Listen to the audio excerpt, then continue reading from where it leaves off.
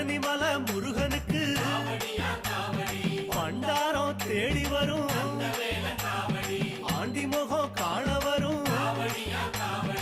ஆவினன் குடி தேடி வரும்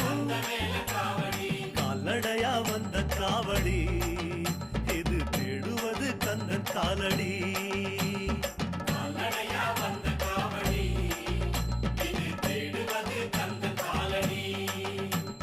பழுத்த பழம் தேடுதப்பா பாலதண்ட பாணி கேட்ட